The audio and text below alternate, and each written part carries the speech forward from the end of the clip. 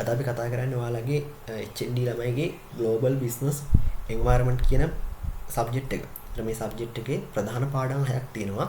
අද අපි කතා කරන්නේ මේක ඔයාලගේ පළවෙනි පාඩම. නැත්නම් පළවෙනි වීඩියෝ එක. ඒතර මේ lecture slide එක ඔයාලගේ හේවගේ ඉස්සරගේ lecture slide එක. එතකොට මේ පාඩම කරන්න කලින් මම ඔයාලට කියලා ඉන්නම්. මේ පාඩමේදී මම කියන සමහරක් වැදගත් දේවල්. නැත්නම් සමහර දන්නේ නැති වචන හිම ලියා ගන්න අනිවාර්යයෙන්ම ලියා ගන්න. හරිද? ඒක ඔයාලට වැදගත් වෙයි.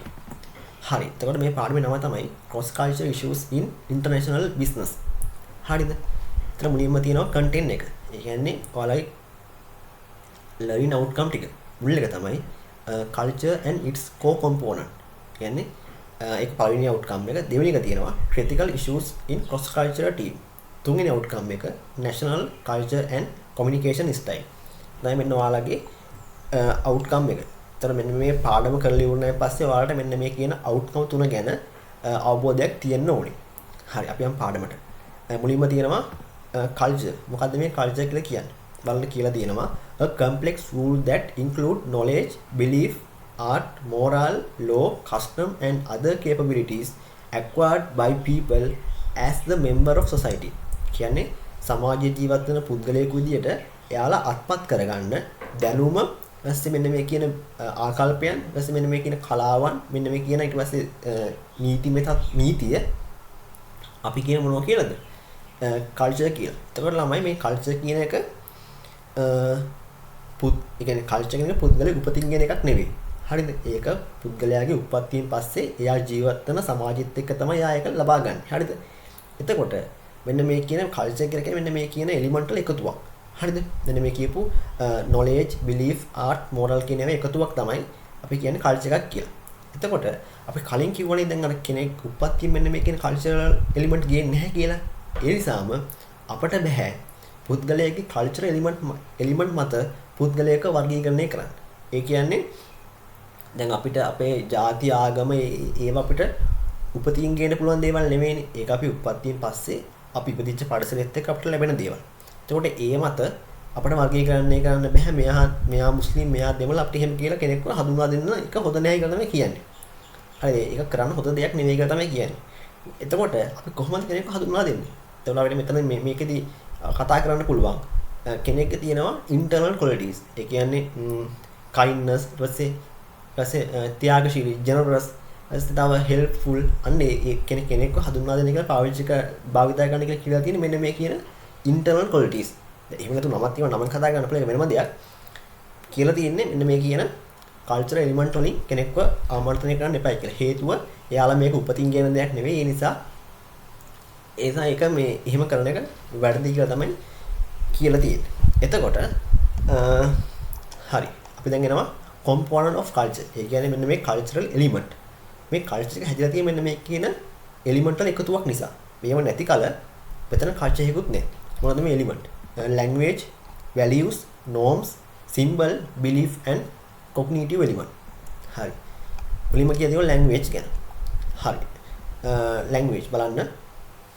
A group of words or ideas having common meaning and is shared to social situation is called language. දැන් මේ language එක කියලා කියන්නේ මොකක් හරි පොදු අදහසක් හුවමාරු කරගන්න භාවිත කරන වචන සමූහයක් අපි කියන මොකක් කියලා language එක කියලා. Language is the entrance to a culture. කියන්නේ මේ language කියන එක culture එකට ඇතුළත් වෙන්න භාවිත කරන දෙයක්ලු. හරි. ස්ථිරව language is a set of social sound pattern, word and sentences having specific meaning and terminology common to same culture. ඒ කියන්නේ සමහරක් වචන කියන කතා කරන විදිහ අනුව කියන්නේ අර දැන් මොකක් හරි දෙයක් මෙහෙ එන්න කියන එක අපිට කියන්න පුළුවන් අර කියන්නේ polite කියන්න පුළුවන්. ඒ කියන්නේ නිකන් මොකක් හරි අර ආදරෙන් කියන්න පුළුවන්. නැත්නම් ඒකම කියන්න පුළුවන් අනිත් පැත්තට තරහෙන්. ඒතකොට මෙන්න මේ කියන sound pattern එකත් එක්ක ඒ කතා කරන හඩේ සද්දෙත් එක්ක අපිට ඒ ගැන අර idea එක වෙනස් වෙනවා. දැන් අර මෙහෙ එන්න කියලා හිමින් කිව්වොත් එහෙම ඒ කියන්නේ ඒක අවුලක් නැහැ ඒක එන්න පුළුවන්. දැන් අර සරෙන් කතා කරද්දී අපිට තේරෙනවා එකම වචනේ කියන්නේ මොකට කියන විදිය සහ ඒ කියන්නේ කියන හඩේ ටෝන් එක වෙනස්. අර ඒකෙන් අර දෙන idea එක වෙනස් වෙනවා. හරිද? මෙතන කියන්නේ ඒ වගේ දෙයක්. හරි. ඊට පස්සේ තියෙනවා දෙවෙනි point එක language is a source of communication to transmit message from one person to another. දැන් මේ language කියලා කියන්නේ මොකක් හරි පණිවිඩයක් එක පුද්ගලයෙක්ගෙන් තවත් පුද්ගලයෙක්ට ට්‍රාන්ස්මිට් කරන්න යවන්න තියෙන මූලාශ්‍රයක්ලු. හරිනේ. කියන්නේ වචනයකින් අපි දැන් මොකක් හරි දෙයක් කියද්දි කෙනෙක්ට යවන්නේ මේ ලැන්ග්වේජ් එක කරහානේ. එතකොට බලන්න it is the method to mold the behavior and experience of person. hari language differ from culture to culture and is transmit from one generation to another. කියන්නේ මේ language කියන එක culture and culture එක වෙනස් වෙනවලු. සහ ඒ language කියන එක අපි ඊළඟ පරම්පරාවට ඊළඟ generation එකට අපි ඒක transmit ඒක යවන්න ඕනලු. හරි. ඊළඟ අන්තිම point එක language is a vehicle through which we can carry out complex social activity. මෙන්න මේ කියන language එක අපිට භාවිත කරන්න පුළුවන් මොකටද? මෙන්න මේ කියන complex social activities අරගෙන යන්න. ඒක ඉදිරියට අරන් යන්න. හරි. ඊපස් තියෙනවා language is the foundation of a culture and ticket to entrance of social life. Animal have not culture because they have no specific language to transmit word to other. ඒ කියන්නේ මේ සතුන්ට එයාලට කල්චර් එකක් නැහැලු. එහෙම නැති වෙන හේතුව මොකද්ද කියලා තියෙන්නේ? එයාලගේ අදහස් ප්‍රකාශ කරන්න එයාලට ආවේනික වෙච්ච ලැන්ග්වේජ් එකක් නැති නිසා. හරිද? So language is a key to open social life of an individual with some special character. හරි මම දැන් මේ ලැන්ග්වේජ් එකට අපි සමන් වලට දෙයක් කියන්නම්. දැන් මේ ලැන්ග්වේජ් ගත්තට පස්සේ සමහර රටවල් ඉන්නවා එයාලා භාවිත කරන්නේ එක ලැන්ග්වේජ් එකක් විතරයි. හරිද? උදාහරණයක් ගත්තට පස්සේ අපිට කියන්න පුළුවන් චීනේ ජපානෙත් ඒ වගේ තමයි. එයාලා භාවිත කරන්නේ එයාලගේ ලැන්ග්වේජ් විතරයි. කියන්නේ එයාලට ඉංග්‍රීසි බෑ. ඉංග්‍රීසි කොහොමද බෑ. පුළුවන් කට්ටිය ඉන්නවා. ඒකට අති බහුතරයකට එයාලට ඉංග්‍රීසි බෑ. එයාලා භාවිත කරන්නේ එයාලගේ මව් භාෂාව විතරයි. ඒ කියන්නේ චීන කට්ටිය චයිනීස් භාෂාව. හරිද? එතකොට එයාලගේ ඔෆිෂියල් ලැන්ග්වේජ් එකත් එයාලගේ සාමාන්‍ය භාවිතය කරන භාෂාවත් ඔක්කොම එකයි. ඒ කියන්නේ චීන. හරි. එතකොට ඒවට අපි කියනවා මොකක් කියලා රටවල් වලට. අපි කියනවා ඒවලට මොනොලින්ගුවල් කන්ට්‍රීස්. වැඩි හිතන්න එපා. මේ එයාලට කියනවා අපි මොනවා කියලාද? මොනොලින්ගුවල් කන්ට්‍රීස් කියලා. තව කන්ට්‍රීස් තියෙනවා. එයාලා ප්‍රධාන වශයෙන් භාවිත කරන්නේ එයාලගේ කොමියුනිකේට් කරන්න ලැන්ග්වේජ් දෙකයි. උදාහරණයක් ලංකාවේ කට්ටිය. ලංකාවේ ප්‍රධාන වශයෙන් භාවිත කරන්නේ සිංහල ඉංග්‍රීසි දෙමළනේ. එතකොට ඒක තමයි ප්‍රධාන ලැන්ග්වේජ් ටික. ඒකට දෙකක් හෝ තුනක්. හරිද? එතකොට ඒ රටවල් වල අපි කියන මොනවා කියලාද? බයිලින්ගුවල් කන්ට්‍රීස් කියලා. එක ලැන්ග්වේජ් එකක් නම් එයාලා මොනොලින්ගුවල් ලැන්ග්වේජ් දෙකක් නම් බයිලින්ගුවල් කන්ට්‍රීස්. හරිද? තව රටවල් ඉන්නවා එයාලගේ කමියුනිකේෂන් එක කරන්න එයාලා ලැන්ග්වේජ් ගොඩක් භාවිත කරනවා. උදාහරණයකට පස්සේ ඉන්දියාව. එයාලගේ ලැන්ග්වේජස් 1000 ගාණක් තියෙනවා. හරිද? එතකොට ඊට අමතරව එයාලගේ ඔෆිෂියල් ලැන්ග්වේජ් 20ක් තියෙනවා ඉන්දියාවේ. හරිද? දැන් ලංකාවේ ඔෆිෂියල් ලැන්ග්වේජ් එකයිනේ තියෙන්නේ. නමුත් ඉන්දියාවට ගත්ත පස්සේ ඉන්දියාවේ ඔෆිෂියල් ලැන්ග්වේජ් 20ක් තියෙනවා. එතකොට අපි අර ලැන්ග්වේජ් ගොඩක් පාවිච්චි කරනවා අපි එයාලට කියන මොනවා කියලාද? මල්ටිලින්ගුවල් කන්ට්‍රීස් කියලා. හරි මේක අමතරයෙන් මම කියපු පොයින්ට් එකක් ඒක. එතකොට symbol. මොකද මේ symbol එක කියලා කියන්නේ? බලන්න culture is a system of symbol. මේ culture කියලා කියන්නේ වෙන මේ කියන symbol වල එකතුවක්. හරිද? symbol are the anything used to represent, express and stand for an event situation. කියන මොකක් හරි සිද්ධයක් හරි අවස්ථාවක් හරි ඒක ඉදිරිපත් කරන්න අපිට ගන්න පුළුවන් ඕනම දෙයක් අපි කියන මොකක් කියලා symbol එකක් කියලා.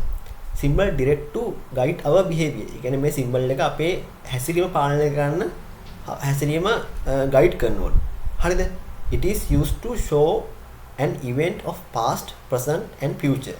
හරි. එතන මම දාලා තියෙනවා මොකද්ද මේ symbol එක කියන එක තව පොඩ්ඩක් පැහැදිලි කරලා. Symbol are the powerful tool that can communicate complex ideas and emotion without word. කියන්නේ මෙන්න මේ symbol එක කියලා කියන ළමයි ඒකෙදී අපි වචන පාවිච්චි කරන්නේ නැහැ. හරිද? වචන පාවිච්චි කරන්නේ නැතුව මොකක් හරි idea එකක් දෙන්න. මොකක් හරි idea එකක් දෙන්න භාවිත කරන tool එකක්. symbol එක tool එකක්. හරිද? ඒ කියන්නේ ඒකෙන් මොකක් හරි emotion එකක් හරි. නැත්නම් මොකක් හරි complex idea එකක් දෙන්න. භාවිත කරන දෙයක්. නමුත් ඒකේ කිසිම විදිහට වචනයක් නැහැ. මොකද ලියලා කරලා නෙවෙයි. ඒ අර ඒ symbol එකෙන් දන්නවා මෙන්න මේක තමයි කියන්නේ කියලා. හරිද? අපිට එහෙම අවස්ථා තියෙනවනේ. අපි දැන් ඒක මුකුත් ලියන්නේ නැහැ. කොහෙවත් මුකුත් ලියලා නැහැ. ඒ වෙනුවට මෙන්න මේකට symbol එක පාවිච්චි කරනවා.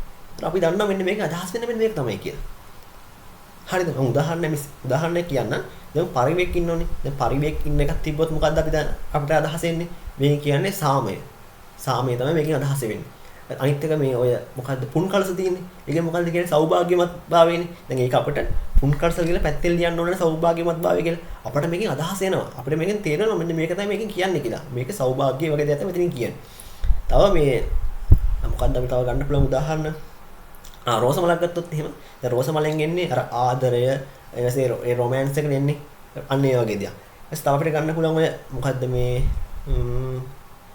තව උදාහරණයක් ගන්න පුළුවන්. ඔය සිංහය ගත්තොත් එහෙම සිංහගේම පෙන්වන්නේ මොකක්ද? ඒක එඩිතර බව. ඊට පස්සේ තව ඔය අලියාගෙන් එහෙම ශක්තිමත් බව. හරිද? ඒ වගේ තියෙනනේ සිම්බල් එක. දැන් සිම්බල් කියලා කියද්දි මේ සතෙක් වෙන්නම ඕනේ නැහැ. ඒක මොකක් හරි එක්ක නැෂනල් ඇන්තම් එක ජාතික ගීය. ඒ ජාතික ගීයේ රටේ ප්‍රෞඩත්වය. රටේ ඒ කියන ඒකීය භාවය නිරූපණය වෙනවා. හරිද?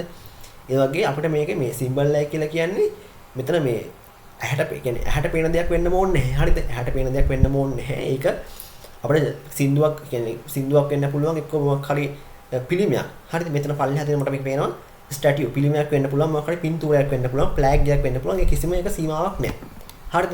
නමුත් මෙන්න තේරුම් ගන්න සිම්බල් එක කියලා කියන්නේ මොකක් හරි දෙයක් නියෝජන මොකක් හරි දෙයක් ඉදිරිපත් කරන මොකක් හරි දෙයක් කියන්න භාවිතා කරන ටූල් එකක්. හරිද? ඒක කියන්න පාවිච්චි කරන ටූල් එකක්. තියෙනවා මෙන්න bovine head. හරි bovine head whistling blinking of eye situation all are the symbol. මෙතනින් මේ කියන්නේ bovine head කියලා කියන්නේ සමහර නෙමෙයි. ඔය ජපානයේ කට්ටිය ජපානයේ සහ චීනයේ කට්ටිය දන්නේ ජපානයේ ගමුකෝ. ජපානයේ කට්ටිය කෙනෙක්ට ආචාර කරන්නේ යාර හිස පහත් කරලා. සාමාන්‍යයෙන් ඒක නවන ස්ටෙප් තියෙනවා. ඒ කියන්නේ අංශක 20 ඊපස්සේ ආයි 30 ආයි අංශක 50ම තියෙනවා. ඒ කියන්නේ එක අවස්ථාවක වෙනස් වෙනවා. එතකොට ඒකෙදී අර ඒ බෝවින් හෙඩ් එකෙන් අර ඔළුව පහත් කරලා එයාලා එකෙන් කරන්නේ මොකක්ද? ඒකෙන් කරන්නේ අර අනික් කෙනාට ආචාර කිරීම. සාමාන්‍යයෙන් මේ ඇමරිකාවේද මේ ජපානයේ හැම ගොඩක් අර කෙනෙක්ට අර රෙස්පෙක්ට් එක ගොඩක් තියෙනවා. අර කෙනෙක්ට රෙස්පෙක්ට් කිරීම ඉතාමත් ඉහළින් තියෙනවා ජපානයේ වගේ රටවල් වල. ඒතර ඒකේ මේ අර ඔළුව පහත් කරලා එකෙන් අදහස් කරන්නේ මොකක්ද? අදහස් කරන්නේ අනිත් කෙනාට රෙස්පෙක්ට් කිරීම. අනිත් මේ විස්ලින් කියලා කියන්නේ මට හිතෙන්නේ විසිල් ගහනවා වගේ අදහසක් තමයි එන්නේ. විසිල් ගහනවා විසිල් එකේ මොකක් හරි දෙයක් කියන්න try කරන හිම දෙයක් වෙන්නේ නැති. අනිත් එක blinking of eye situation. ඒකෙන් අර ඇස් ගහනවා කියන්නේ මොකක් හරි ඇස් ගහලා මොකක් හරි දෙයක් කියනවා. මේක අපිත් සමහරකට කරන්නේ ඒක ඇස් ගහලා කියන්නේ මේක මේ බොරුවක් කියද්දි මොකක් හරි කරන්න ඕනේ. දන්නේ එක තමයි එතනින් කියන්නේ. හරිද? ඒ ඔක්කොම කියනවා මොනවා කියන symbol කියලා. Which express a specific object idea about others. මෙන්න මේ American shake their hand to answer for number. Other example for fact, anthem, pictures, statue are symbol. Symbol are the short expression for identification of object or situation. අපි දැන් කලින් කිව්ව තමයි මෙතන කියන්නේ මෙන්න මේ symbol එක මොනව කරනවද? symbol එක කියන්නේ short expression එකක්. මොකක් හරි හැඟීමක් දෙන දෙයක්. මොකක් හරි emotion එකක් දෙන දෙයක්. හරි. දැන් symbol එකත් ඉවරයි. දැන් අපි යනවා norms වලට. මොකද මේ norm එක කියලා කියන්නේ? බලන්න norms are the element. අපිට මේ සිංහලෙන් කියනකොට මේ norms එකට සම්මතයක්. හරිද? සම්මතයක්. හරි. බලන්න norms කියලා කියන්නේ මොකක්ද කියලා තියෙනවා. Norms as element of culture are the rules and the guideline which specify the behavior of an individual. හරිද? Norms keep a person within the boundary of society and its culture. It give us restriction about some things which to do and which not to do. It mold our behavior and give as knowledge about wrong and right. I බලමු ඉතින්. Norms and element of culture are the rule and guideline which specify behavior of individual. ඒ කියන්නේ මේ norm කියන්නේ සම්මතයක්නේ. ඒ කියන්නේ පුද්ගලයන්ගේ තනි පුද්ගලයන්ගේ හැසිරීම පාලනය කරන්න තියෙන මොකද්ද? තියෙන හැසිරීම පාලනය කරන්න සහ හැසිරීම ගයිඩ් කරන්න තියෙන රූල් සෙට් එකක්. අපි කියන මොනවා කියලාද? norm කියලා. කියන්නේ පුද්ගලයෙක්ගේ හැසිරීම පාලනය කරන පුද්ගලයාගේ හැසිරීම පාලනය කරන්න සහ ඒක ගයිඩ් කරන්න තියෙන රූල් සෙට් එකක් අපි කියන මොනවා කියලාද? norms කියලා. බලන්න norms keep a person within boundaries of society and its culture. ඒ කියන්නේ මෙන්න මේ norm එකෙන් අර පුද්ගලයාව එයාගේ cultural boundary එක ඇතුලේ තියන් ඉන්නවා. හරිද? ඒක පිට යන්න දෙන්නේ නැහැ. ඒ සම්මතයන් කියලා කියන්නේ ඒවටනේ. ඒ කියන්නේ තමන්ගේ culture එකක් තුල කරන්න ඕන දේවල් තමයි කරන්න එතනින් අර අවසර දෙන්නේ සම්මතයෙන්. ඒක සම්මතයෙන් පිට යන්න බෑ. හරිද? ඊට තියෙනවා it gives us restriction about something which to do and which not to do. මෙන්න මේ කියන්නේ මෙන්න මේ norms එකකින් කියලා තියෙන මොකද්ද ඔය කරන්න ඕන සහ මොකද්ද ඔය කරන්න ඕනේ නැත්තේ කියලා. හරිද? It's mold our behavior and gives us knowledge about what wrong and right. So මෙන්න මේ කියන සම්මතයන් අනුව මෙන්න මේ කියන norms වලට අනුව කියනවා මොකක්ද හරි සහ මොකක්ද වැරදි. හරිද? එතකොට මෙන්න මේ කියන මේ norm එකෙන් අපේ behavior එක ඒක මේ behavior එක shape කරනවා. හරිද? හරි මට උදාහරණයක් මෙතනින් කියන්නම්කෝ. දැන් අපි දන්නවා සාමාන්‍යයෙන් පොලිමක් තියෙද්දි අපි දන්නවා මේ පොලිම පයින්න හොඳ නැහැ. මේ පොලිම පිළිවෙලට යන්න ඕනේ කියලා. හරිද? ඒක අපි සාමාන්‍ය සම්මතයක් හිතන් ඉන්න දෙයක් නේ. ඒක සාමාන්‍ය norm එකක්. ඒ වගේම සමහරක් ගෑන් ළමයිට කියලා දෙනවා 6ට කලින් ගෙදරට එන්න කියලා. හරිද? ඒක දාපු එකත් norm එකක්. සමාජ සම්මතයක් ඇතුළගත් කියන්නේ ලංකාව ගත්තට පස්සේ ලංකාවේදී එහෙම හිතන්නේ කියන්නේ ගෑන් ළමෙක් ඉක්මනට ගෙදර එන්න ඕන කියලා වගේ එකක් තමයි තියෙන්නේ. හරිද? ඒක සම්මතයට අනුව. ඒ වගේම තියෙනවා සමහරක් අපි හිතාගෙන අපේ මතයක් තියෙනවා දැන් පාරවල් වල කුණු දාන්නේ නැහැ. දැන් මොකක් හරි ඒ කියන්නේ ඒ වගේ දේවලුත් තියෙනවා. ඒක සාමාන්‍ය වෙන්නේ නැති. ඒ කියන්නේ සාමාන්‍ය මිනිස්සු කරනවා ඒ වුණාට පාර ඒ කියන්නේ ප්‍රතිද දැන් වල කුණු දාන්නේ නැහැ. ඊපස්සේ කෙනෙක්ගේ කතා කරලා ඩිස්ටන්ස් එකක් තියන් කතා කරන ඒවා සාමාන්‍ය සම්මතයක්. හරිද? ඒක ඉතින් ආයි කියන්න ඕනේ අනිත් එක මේ ඔය පාරේ බිබී යන්නේ නැහැ. ඒවා සාමාන්‍යයෙන් ඒවා අර කරන්නේ නැති දේවල් නේද? තව දේවල් තියෙනවා කියන්න බැරි දේවල්. ඒකට ඒවා තමයි සම්මතය. දන්නුනොත් මොකද්ද කියන්නේ කියලා. එතකොට අර සම්මතයේ පිට ගිහිල්ලා වැඩ කරන්නේ නැති දෙයක් තමයි මෙතනින් කියවෙන්නේ. කරන්න එපා කියලා වගේ තමයි කියවෙන්නේ. values කියලා කියන්නේ මොකද්ද? ඒ කියන්නේ අපි අර හොදයි කියලා හිතන දේවල් බලන්න anything getting importance in our daily life become our values. ඒ කියන්නේ මෙන්න අපේ එදිනදා ජීවිතයේදී අපිට වැදගත් කියලා හිතන ඕනම දෙයක් අපි කියන මොකක් කියලාද value එකක් කියලා. අපේ ජීවිතේ අපේ එදිනදා ජීවිතයේදී අපිට වැදගත් කියලා හිතන ඕනම දෙයක් අපි කියන මොකක් කියලාද values කියලා. hari values කියලා තියෙනවා values are basic and fundamental belief that guide or motivate attitude or action. They help us determine what is the important to us. ඒ මෙන්න මේ කියන value එක උදව් කරනවා අපිට මෙන්න මොකද්ද හරි මොකද්ද වැදගත් කියලා තීරණය කරගන්න. හරිද? values describe the personal qualities we choose to embody and guide our action. The sort of person we want to be, the manner in which we treat ourselves and others, and our interaction with the world around us. They provide the general guideline for the conduct. දැන් මෙතනත් අර දෙන්නේ අර අපි හැසිරෙන්නේ කොහොමද? අපි කෙනෙක් එක්ක interact වෙන්නේ කොහොමද කියලා ඒ ගැන අර general guideline එක සපයන එක. හරිද? දැන් මොනවද අපි දන්න values? අපි කෙනෙක්ට respect කිරීම ඊට පස්සේ මෙන්න මේ කියන feasible එක කියන්නේ නිදහස කියන එක අගය කිරීම, සාමය අගය කිරීම, ඊට tolerance කියන්නේ මොකක්ද? tolerance කියලා කියන්නේ අර කෙනෙක් අනුමත ඉවසනවා. ඉවසීම. අර කෙනෙක් මොකක් හරි අර against දෙයක් කිව්වොත් ඒක ඉවසන්න ඕන. අනිත් එක honestly අවංක වෙන්න ඕන. අපි සාමාන්‍යයෙන් අපේ සම්මතයේ තියෙන අපි පිළිගන්න values. ඉතින් අපි යනවා belief වලට. හරි belief කියලා කියන්නේ මොකක්ද? belief every set within a culture having some belief for cultural refuge. These beliefs are responsible for the spiritual fulfillment of need and want. අර දැන් මෙතනින් අර මේ තමන්ගේ අර spiritual අර ආත්මීය දේවල් සම්පූර්ණ කිරීම වගේ දෙයක් නෑ මෙතනින් කියන්නේ. හරිද? බලන්න ඒ කියන්නේ යාළගේ අර ආත්මීය විශ්වාසය. ඒ කියන්නේ ඒක සම්පූර්ණ කරලා එන්නේ අර යාළගේ ආගම එක්ක. හරි. බලන්න Muslim believes in God, holy protect the day of judgment, recitation of holy Quran. අන්න ඒ කියන යාළගේ මේ සුද්ධ වූ කුරානය ඒ වගේ මෙයාලගේ මේ තියෙන මෙයාලගේ දෙවියන් විශ්වාස කිරීම මේ එයාගේ විශ්වාසයන්. හරිද? ඒක එයාලගේ belief. මෙතනක් තියෙන ඒ වගේ තමයි Sikh wear bangle on one hand, bear the long bread, keeping a dagger, cross for the Christian, and the necklace or cotton thread around neck, the want to Ganna and Hindu side. දැන් මට මේක හරියට තේරෙන්නේ මට මේ කියන්න බයයි ඒ නිසා. මුස්ලිම් කට්ටිය රැවුල වවනවා. අනිත් එක මේ ක්‍රිස්තියානි කට්ටිය යාලා ක්‍රූස පාල දිනවා. එහෙම නැත්නම් මෙතන කියන්නේ. කියන්නේ යාලගේ ආගම හා සම්බන්ධ වෙච්ච යාලගේ විශ්වාසය. හරිද? අනිත් එක කොග්නිටිව් එලිමන්ට්. මොකද මේ කොග්නිටිව් එලිමන්ට් එක කියලා කියන්නේ? හරි බලමු. Cognitive element of culture are those through which an individual know how to cope with the existing social situation. Hi, බලන්න ඊට පස්සේ තියෙනවා how to survive, how make shelter from the storm, and other nature calamities, how to travel and transport, etc. Other practice knowledge which make a culture. Such knowledge is carefully through the every generation. හරි. එතනදී මම පළවෙනි උදාහරණය මොකක්ද මේ cognitive element එක කියන්නේ කියලා. The fundamental mental process involving in thinking, learning and understanding the world around us. ඒ කියන්නේ අපේ වටේ තියෙන දේවල් එන අපි හිතන්නේ කියන්නේ වටේ තියෙන දේවල් අපි ඒක ගැන හිතලා ඒක ඉගෙනගෙන ඊට පස්සේ ඒකෙන් මොකක් හරි දෙයක් කරනවා. අන්න ඒක තමයි මේ කියන්නේ cognitive element එක කියන්නේ. හරිද? ඒ කියන්නේ අපි සාමාන්‍ය මිනිස්සෙක් ඉන්නවා. ඉන්නකොට එයාට වටේ තියෙන දෙයක් ගැන එයාට දැනීමක් එනවා. එයා හිතනවා. ඒ කියන්නේ එයා හිතනවා මෙන්න මේ ගින්දර ගන්න කොහොමද? එයා බලනවා ගින්දර ගන්න ක්‍රමයක්. ඒක බලනවා අධ්‍යයනය කරනවා. ගල් අතුල්වල බලනවා. ඒ මොකක් හරි වෙන දේවල් කරලා බලනවා.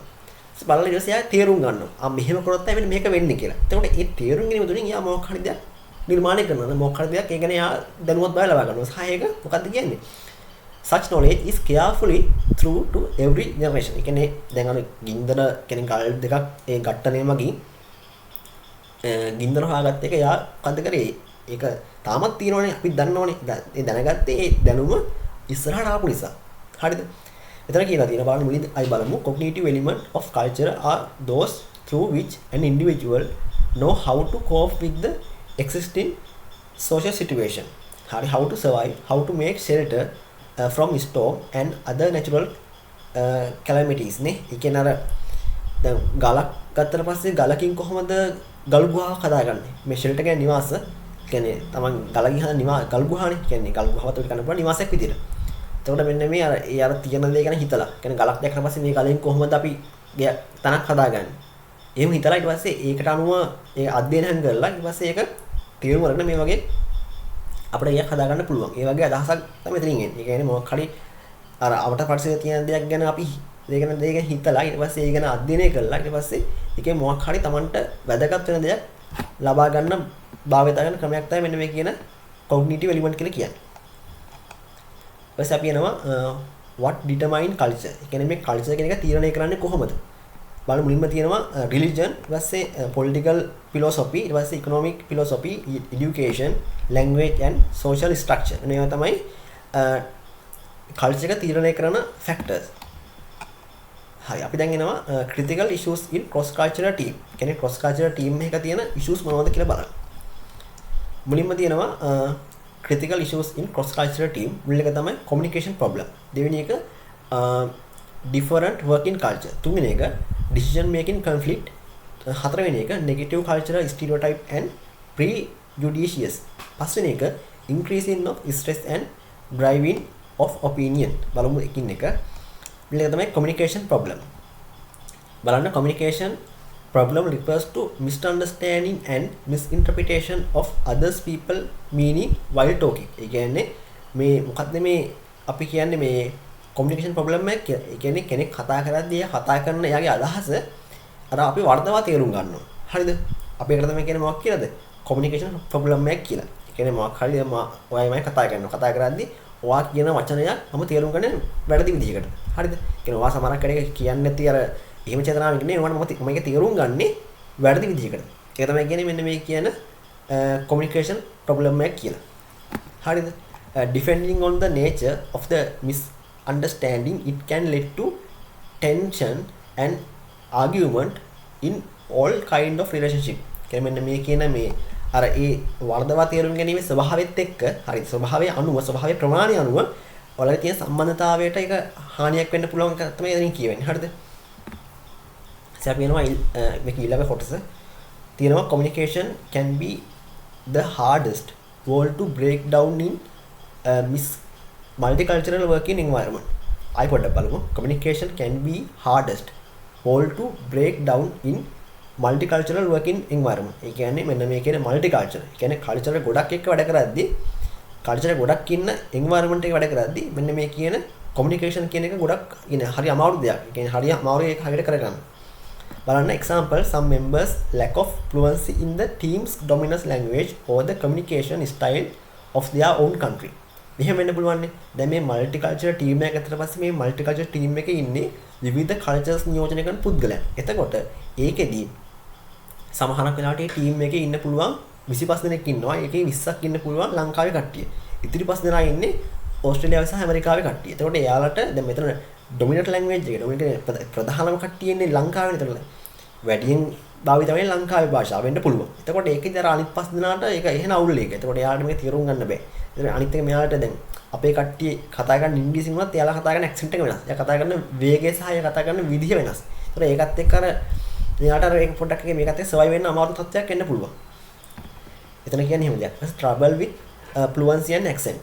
බලන්න when non-native speakers struggle to find the right word, the team might not take their point of view seriously. සමහරක් වෙලාවට මෙන්න මේ අර native speakers ලා වගේ නෙමෙයි. කියන්නේ උපතින්ම මේ භාෂාව කතා කරන කට්ටිය ඉන්නවනේ. එයාලට මේ භාෂාවේ එයාලට තියෙන මේ ප්‍රොනවුන්ස් කරන්න කොහොමද? නමුත් අර පස් ඉගෙන ගත කට්ටිය ඉන්නවනේ. දැන් අපේ native භාෂාව සිංහල. අපේ මොකද non native භාෂාව? අපේ non native භාෂාව ඉංග්‍රීසි. කියන්නේ අපි බහ තේරුවේ සිංහල භාෂාව. අපේ native language එක වෙන්නේ සිංහල භාෂාව. හරිද? දැන් අපි පස්සේ ඉගෙන ගත්තේ මොකද්ද? පස්සේ ඉගෙන ගත්තේ ඉංග්‍රීසි භාෂාව. අපිට ඒක non native භාෂාවක් වෙනවා. එතකොට මෙන්න මේ non native speakers ලට. ඒ කියන්නේ ඒ භාෂාව පස්සේ ඉගෙන ගත්ත කියන්නේ පස්සේ ඉගෙන ගත්ත පුද්ගලයන්ට සමහරක් වෙලාවට මේ මොකද්ද මේකට භාවිත කරන්න හරි වචන කියලා හොයාගන්න බැරි අවස්ථා තියෙන්න පුළුවන්. හරිද? කියන්නේ මේ දැන් මොකක් හරි දෙයක් කියද්දි මම මේකට කියනවා හරිම වචනේ මොකද්ද කියලා සමහරක් වෙලාවට යාට ඒ අවස්ථාව අනුව හිතා ගන්න බැරි වෙන්න පුළුවන්. හේතුව එයා ඒක උප්පත්තියෙම අරන් ආපු විෂයක් නෙවෙයි. ඒක එයා බහ තේරුවේ එකෙන් නෙවෙයි. එයා පස්සේ ඉගෙන ගත්ත විෂයක්. ඒ නිසා එහෙම වෙන්න පුළුවන්. හරිද? Even when they probably should, members who aren't fluent in the team's dominant language may have a difficulty communicate their knowledge.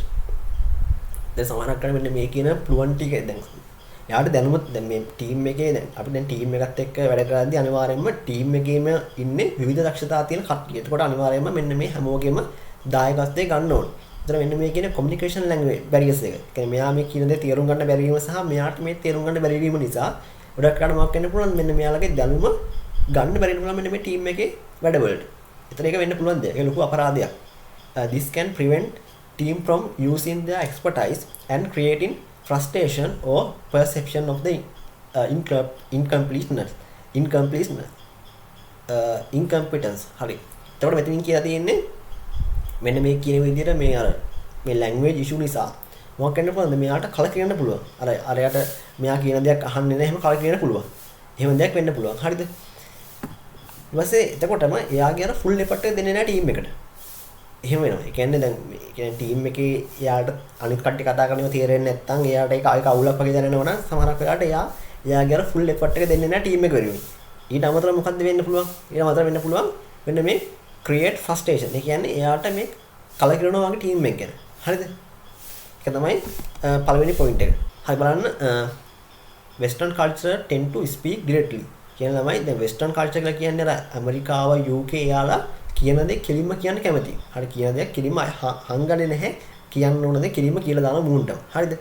While in many other countries it is considered more polite to be indirect. කියන්නේ නමුත් අර අපේ වගේ කට්ටිය හිතනවා මෙන්න මෙහෙම අර දෙයක් කෙලින්ම කියන්න හොඳ නැහැ. හිතරේ දෙයි එහෙම කියලා පොඩ්ඩක් එක අර පොඩ්ඩක් අර ෂේප්මන්ට් එක කියනවා. හරිද? එතකොට අපි හිතනවා දැන් මේ මොකක් හරි දෙයක් කියද්දී කෙලින් කියන්න ඕනේ නැහැ. ඒක පොඩ්ඩක් අර ඒ කියන්නේ කෙලින්ම නොකිය තමයි කියන්නේ. අපි හිතන එක polite කියලා. හරිද? When members see such mismatch as violation of communication norms of their culture, relationship among the teammates can suffer. දැන් මෙතන මෙහෙම වෙන්න පුළුවන් නේ. දැන් මේ ටීම් එකේ ඉන්නවා. දැන් මම කතා කරන ටීම් නේ cross culture team issues. දැන් මේ ටීම් එකේ ඉන්න පුළුවන් මෙන්න මේ කියන විදිහට direct communicate කරන කට්ටිය සහ indirect communicate කරන කට්ටිය. direct කට්ටිය කවුද? ඒ තමයි මේ western culture එකෙන් ආපු කට්ටිය. ඒ කියන්නේ western කියලා කියන්නේ කලින් කතා කරා ඇමරිකාව, යුරෝප් countries. ඊට පස්සේ අනිත් පැත්තට ඉන්න කවුද? අනිත් පැත්තට ඉන්නවා indirect culture. ඒ කියන්නේ අපේ කට්ටිය. ඒ කියන්නේ ලංකාව, ඉන්දියාව ඒ කට්ටිය. එතකොට මෙන්න මේ දෙගොල්ලෝ එකට වැඩ කරනකොට මොකද්ද වෙන්නේ? දැන් අර මිනිස්සු දැන් western culture එකේ ඉන්න කට්ටිය මොකක් හරි දේ අඩුපාඩු දේව කෙලින්ම කියනවා. කියන්නේ ටීම් එක ඉස්සරහාම යාගේ අඩුපාඩු කියනවා. මෙහෙම දෙයක් වුණා මේක මෙහෙම කරන්න එපා කියලා. දැන් ඒක යාලගේ කල්චර් එක. හරිද? ඒකට අර එයා ඒක කියන්නේ අර කෙනෙක්ව රිදවන්න හරි කෙනෙක්ව අර එම්බරස් කරන්නවත් නෙවෙයි. ඒක යාගේ කල්චර් එක යාගේ පුරුදු වෙච්ච විදිය. නමුත් ඒක අපි දකින්නේ කොහොමද? අපි දකින්නේ ඒක ඉන්නේ වැරද්දක් විදියට. හරිද? ඒ කියන්නේ අපි තේරුම් ගන්න ඕනේ මේ මිනිස්සයාගේ ඉන්න එයා මේ මිනිස්සයා ඉන්න කල්චර් එක. හරිද? එයා ඒ කාලයක් තිස්සේ කරන් ආපු යාගේ කල්චර් එක. හරිද? යාගේ කල්චර් එලිමන්ට් එකක් ඒක. නමුත් අපේ කට්ටිය මොකද්ද? අපේ කට්ටිය මේක හෙනවු. හරිද? එයා හිතන්නේ මේ කෙලින්ම මේ මිනිස්සුන්ට කිසිම මනස් එකක් නැහැ. කෙලින්ම කියනවනේ අපි එහෙම හිතනවා. හරිද? ඊක අනිත් පැත්ත වෙන්න පුළුවන් නේ. දැන් අපි මොකක් හරි දෙයක් කියද්දි කෙලින්ම කියන්නේ නැහැ. ඒක වටේ ගිහලා තමයි කියන දේ කියන්නේ. මේක අර සමහරක් වෙලාවට අනිත් අර මේ ටීම් එකේම ඉන්න ඉන්ඩිරෙක්ට් ඩිරෙක්ට් කල්චර් එකෙන් ඩිරෙක්ට් කොමියුනිකේෂන් එකෙන් අප කටියට මේ බාධාවක් වෙන්න පුළුවන්. මේ බලනවා මෙයා ඔක්කොම හංගනවා මෙයා හරිම මේ গুপ্তයි. ඒ වගේ අදහසක් එයාට දැනෙන්න පුළුවන්. එතන මෙතනදී අර ඒ දෙන්න අතර ඒ කියන්නේ මේ කියන ඩිරෙක්ට් කොමියුනිකේෂන් පැත්තෙන් ආපු කට්ටිය සහ ඉන්ඩිරෙක්ට් කට්ටිය අතර මොකක් වෙන්න පුළුවන්ද? මේ කන්ෆ්ලික්ට් එකක් ඇති වෙන්න පුළුවන්. ඒක කියන්නේ මේකෙදී අපි තේරුම් ගන්න ඕනේ මෙන්න මේ පුද්ගලට අදාළ වෙන කල්චර් එක මොකක්ද කියලා. හරිද? ඒක අපි තේරුම් ගන්න ඕන දෙයක්. එහෙම තේරුම් ගත්තම මේ ගොඩක් තියෙන ප්‍රශ්න අඩු වෙන්න පුළුවන්. හරි ඊළඟ පොයින්ට් එක different work culture. මොකද බලන්නේ කියලා තියෙන්නේ? Work culture is the belief, custom and behaviors of a group of people within a work environment. කියන්නේ මොකද්ද මේ working culture එක කියලා කියන්නේ? The belief, custom, behaviors of group of people within the working environment. ඒ කියන්නේ මේ වැඩ පරිසරය නැත්නම් මේ working environment එකේ වැඩ කරන ඒ පුද්ගලයන්ගේ මොනවද යාළගේ තියෙන හැසිරීම. කියන්නේ යාළගේ තියෙන custom සහ යාළගේ තියෙන ආකල්ප. අපි කියන මොනවා කියලාද? work culture එක කියලා. බලන්න such as team, department or the organizational as a whole. ඒ කියන්නේ මෙන්න මේ කියන working culture එක හැදෙන්න පුළුවන් team wise. team එකට culture එකක් තියෙනවා. department wise culture තියෙනවා. අනිත් එක සංවිධානයේ වශයෙන් cultures තියෙනවා. දැන් අපි දැන් කැම්පස් එකක් ගත්තාට පස්සේ කැම්පස් එකේ දැන් අපේ කැම්පස් එක විදිහට අපිට ගන්න පුළුවන් එක මේ සංවිධානයේ මට්ටමින් යාලට කල්චර් එකක් තියෙනවා. ඒ කියන්නේ කල්චර් එක ඒ කැම්පස් එකටම ආවේනික වෙච්ච කල්චර් එකක්. හරිද? එහෙම කල්චර්ස් තියෙනවා. තව තියෙනවා ඒ කැම්පස් එකේම තියෙන ඩිපාර්ට්මන්ට්. හරිද? ඩිපාර්ට්මන්ට් ගත්තාට පස්සේ දැන් මැනේජ්මන්ට් ඩිපාර්ට්මන්ට් තියෙනවනේ. ඒ වගේ ඩිපාර්ට්මන්ට් තියෙනවා. ඊට පස්සේ ඒ ඩිපාර්ට්මන්ට් වල කල්චර්ස් තියෙනවා. ඒ කියන්නේ යාලා වැඩ කරන විදිහ, යාලා කරන ඉවෙන්ට් ඒක යාලටම ආවේනික වෙච්ච යාගේ ඩිපාර්ට්මන්ට් තියෙනවා. ඒ ඩිපාර්ට්මන්ට්ම ආවේනික වෙච්ච ඉවෙන්ට්ස් තියෙනවා. හරිද? එයාලගේ ඉවෙන්ට් ඊට පස්සේ ටීම් තියෙනවා. තව කියන්නේ ඩිපාර්ට්මන්ට් ඇතුලේ තව ටීම් තියෙන්න පුළුවන්. ඒ ටීම් වල තියෙන එයාලා කරන කාර්යයන් සහ එයාලගේ තියෙන මේ behaviors attitude වෙනස්. හරිද? එතකොට මෙතන අපිට කියන්න පුළුවන් මේ working culture එක ගත්තට පස්සේ culture එක තියෙන්නේ සංවිධානයේ මට්ටමේ විතරක් නෙවෙයි ඒක department මට්ටමින් ඒ වගේම team wise උත් එයාලගේ විවිධ cultures තියෙන්න පුළුවන්. හරිද? It is created through the behavior of everyone working in organization from the CEO to entry level employees. Work culture differ across the globe. Work culture differ across the globe. කියන්නේ මෙන්න මේ working culture එක මේ කියන්නේ ගෝලීය කියන්නේ රටවල වෙනස් වෙනවා කියන්නේ. දැන් මේ ගෝලීය දැන් work culture differ across the globe. ඒ කියන්නේ මෙන්න මේ work culture කියන එක රටවල් අනුව වෙනස් වෙනවලු. හරිද? බලන්න some cultures are okay with flat organizational structure. හරිද? ඒ කියන්නේ සමහරක් කට්ටිය අර පැතලි සංවිධාන යුවේ. ඒ කියන්නේ ඒකේ අර ගොඩක් අර හයිරාකි නැහැ. අර ගොඩක් levels නැහැ. කියන්නේ කෙලින්ම කියන්නේ හයිරාකි අඩු වෙනවා. හරිද? සමහරක් කට්ටිය සමහරක් කල්චර් වල ඉන්න කට්ටිය මෙන්න මේ කියන flat organizational structure එකට කැමති. While others are used to formal hierarchy. මොකද සමහරක් කට්ටිය අනිත් කල්චර් වල කට්ටිය යාලා කැමති මෙන්න මේ කියන අර formal hierarchy එකට. කියන්නේ ඒ කියන්නේ tall organizational structure එකට. හරිද? ඊට දින behavior that is perceived as behavior that is perceived as respectful in one culture may not be seen as that way in another. හරිද? දැන් අර දැන් මේ flat structure එකක් තියෙන එයාලා කැමති මොකක්ද? එයාලා මෙන්න මේ කියන hierarchy එකට කැමති නැහැ. නමුත් මෙන්න මේ කියන formal hierarchy එකට කැමති cultures එයාලා මොකක්ද නිතරම බලන්නේ? එයාලා බලන්නේ නිතරම අර authority conception එක. එයාලා බලන්නේ නිතරම අර Tamanට අර ගරුත්ව දීලා කතා කරන ඒ වගේ දේවල්. හරිද? For instance, team members from hierarchical culture expect to be treated different according to their status and occupation. දැන් මෙන්න මේ අර කලින් කතා කරපු අර hierarchical culture වල කට්ටිය මොකද්ද කැමති මොකටද? එයාලා කැමති මෙන්න මේ කියන ස්ටේටස් එකට. තමන්ට තියෙන තත්වයට සහ ඒ රැකියාවට අනුව ලැබෙන ගරුත්වයට. ඒ කියන්නේ දැන් සාමාන්‍යයෙන් ලංකාව, ඉන්දියාව වගේ රට, ඒ කියන්නේ ආසියානු රටවල් ගොඩක් වෙලාවට මෙන්න මේ hierarchical culture එකට අයිති රටවල්. හරිද? අපි සමහරකට අපේ රටවල් වල වෙනම මැනේජර්ස්ලා වෙනම කියුබිකල් තියෙනවා. වෙනම රූම්ස් තියෙනවා. එයාලගේ වාහනේ පාක් කරන වෙනම කාර් පාර්කේ තැන් වෙනම allocate කරලා තියෙනවා. ඒ වගේම මෙයාට කතා කරන්න සර් මැඩම් කියලා. එහෙම කතා කරන්න ඒවත් තියෙනවා. හරිද? ඒව තමයි ඔය මේ කතා කරන මොනවද? එයාලගේ තනතුර සහ එයාලගේ රැකියාවල ලැබිලා තියෙන එයාලට වෙනම සැලකිල්ලක් තියෙනවා. හරිද? වෙනම එයාලට වෙනම ටී රූම් එක වෙනම ඔෆිස් රූම් තියෙනවා. එහෙම. On the other hand, workers from egalitarian කියලා කියන්නේ අර සමානත්වතාව අගේ රටවල තියෙන්නේ. එයාලා මොකද්ද? Egalitarian cultures do not. Failure of some members to honor those expectations can be cause humiliation or a loss of stature and credibility. හරිද? දැන් මෙතන මෙහෙම සිද්ධියක් වෙන්නේ. මෙතන දැන් අර hierarchical cultures ඉන්නවනේ. එයාලා නිතරම කැමති මොකටද? එයාලගේ තියෙන job එක සහ තනතුර අනුව එයාලට අර වෙනස් විදිහට සලකන්න ඕනේ. කියන්නේ එයා මැනේජර් කෙනෙක් නම් එයා CEO කෙනෙක් නම් එයාට වෙනම වාහනේ පාක් කරන්න තැනක් තියෙන්න ඕනේ. ඒ වගේම තව එයාට වෙනම ඔෆිස් රූම් එකක් තියෙන්න ඕනේ. වෙනම වාහනයක් දීලා තියෙන්න ඕනේ. ඒවා අපේ කට්ටිය ගොඩක්ම බලාපොරොත්තු වෙනවා. නමුත් අර අපි දැන් අපේ කල්චර් එකනේ. නමුත් අර වෙස්ටර්න් කල්චර් එකේ එහෙම එකක් නැහැ. එයාලගේ අර හැමෝම එකට කන්නේ බොන්නේ. එහෙම මැනේජර් එහෙම කියන එකක් නැහැ. කතා කරන්නේ ෆස්ට් නේම් එකෙන්. අර සර් මැඩම් කතන්දර මුකුත් නැහැ. එතකොට ඒව මොනවද? ඒව වෙනස්. එතකොට මේ මෙතන අර එහෙම දැන් රටවල් කියන්නේ කල්චර්ස් දෙක ගන්න. එතකොට මේ කන්ෆ්ලික්ට් වෙන්න පුළුවන්. හරි. ඊට පස්සේ තියෙනවා another issues related to the work culture is being less likely to speak up. කියන්නේ සමහරක් කට්ටිය ඉන්න යාළුවා වැඩි කතා කරන්න කැමති නැහැ. සමහරක් කල්චර් වල මේකයි කියන්නේ ලංකාවෙත් එහෙමනේ. ලංකාවේ කියන්නේ පොඩි කෙනෙක් දැන් පොඩි කෙනෙක්ටුනත් වැඩි කතා කරන්න දෙන්නේ නැහැ කියනවා. ඇයි මේ කෑ ගහන්නේ එහෙම කියලා කියනවනේ. කියන්නේ ලංකාවේ කල්චර් එක හැදෙන්නේ වැඩි කතා නොකරන කල්චර් එකකට. හරිද? කියන්නේ වැඩි කතා කරන්නේ නැහැ. කතා කරන ළමෙක් යවන්නෙත් නැහැ. හරිද? කියන්නේ මොකක් හරි දැන් පොඩි කාලේ කතා කරන්න ගියොත් කියන්නේ කෑ ගහන්න එපා එහෙම කියන්නේ. කියන්නේ අපේ ලංකාවේ කල්චර් එකම ගොඩක් වෙලාවට මේ අර කතාවට අඩුයි. කතා කරනවා අඩුවෙන් කතා කරන්නේ. හරි බලමු. This could be challenging for individual from polite and differential culture like for Asian people.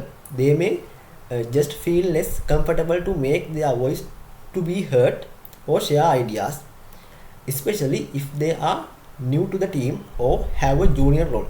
දැන් මේ අපේ කට්ටිය ඉන්නේ ගොඩක් අය මේ Asian people වැඩි කතා කරන්නේ නැති අය. එයාලා බයයි අර තව කෙනෙක්ට ඒක රිදීමක් වෙයි කියලා. තව කෙනෙක්ට තමන් කියන වචනෙන් හානියක් වෙයි කියලා. සහ එයා සමහරකට බයයි තමන්ගේ අදහස් ප්‍රකාශ කරන්න. හරිද? ගොඩක් වෙලාවට මේක වෙන්නේ මොන වගේ අවස්ථාවේද? අර දැන් ටීම් එකට අලුතෙන් එනවා එක්කෙනෙක්. සහ තමරක් යාට මේ ජූනියර් රෝල් එකේ පල්ලෙහාගෙන් දැන් මොකක් හරි හයිරාකිකල් ලෙවල් එකේ පල්ලෙහාම ඉන්න කට්ටිය එයාලා අදහසක් ප්‍රකාශ කරන්න බයයිනේ.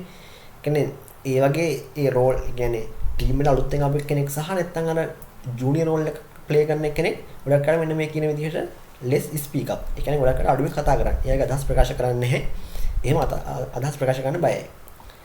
On the other hand, the members from the Western or Scandinavian countries who are used to flat organizational hierarchy may be more in like to point out their opinion. කියන්නේ මෙන්න මේ දැන් අර අපි දැන් මේ Asian countries කියවනේ යාලා කොහොමද අඩුවෙන් කතා කරන්නේ. හරිද? යාලා කොහොමද අර වැඩි කතා බහ කරන්නේ නැහැ. නමුත් මෙන්න මේ කියන Western countries and Scandinavian countries කියන කට්ටිය යාලා එහෙම නැහැ. යාලා හැමදේම කෙලින් කතා කරනවා. මොකක් හරි ප්‍රශ්න තිබ්බොත් කෙලින්ම අහනවා. යා හිතේ තියන් ඉන්නේ නැහැ. හරිද? එතකොට මෙන්න මේ කියන අර අඩුවෙන් කතා කිරීම සහ අර කෙලින්ම කතා කිරීම සහ වැඩියෙන් කතා කිරීමත් එක්ක අර ඒ දෙක අතර ගැටන එක තියෙන එකට වැඩ ගන්නකොට. හරි? ඒක තමයි මේ තියෙන ප්‍රශ්න.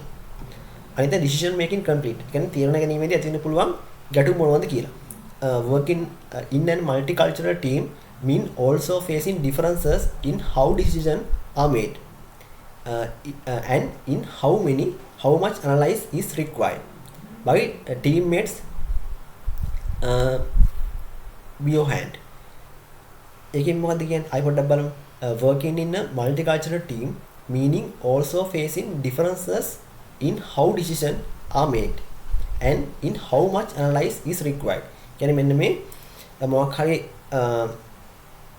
ප්‍රශ්නයක් කොහොමද ඒක ඇනලයිස් කරන්නේ? ඇනලයිස් කරන එක තීරණයක් ගන්න කොහොමද? ඒ තීරණයක් ගන්න කොච්චරක් ඒ තීරණය ඇනලයිස් කරනවද? කොච්චරක් ඒක අධ්‍යයනය කරනවද කියන දේ මෙන්න මේ කියන decision making complete එකෙන් බලන්නේ. හරිද? ඒකෙදි බලන්න complete arise when some of them make decision quickly versus solely or analytical versus instinctively හරි මොකක් හරි. ඒ කියන්නේ එතනදී කියන්නේ මොකක්ද? එතනදී කියන්නේ සමහරක් කට්ටිය ඉක්මනට තීරණ ගන්නවලු. එන තීරණ ඉක්මනට ගන්නවා. මොකද සමහරක් කට්ටිය තීරණ ගන්න හිමීට.